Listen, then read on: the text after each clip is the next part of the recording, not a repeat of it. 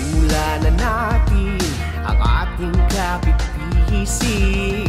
Kamay sa puso, damhin ang init sa dibdib. Alalahanin kung saan tayo nanggaling, saan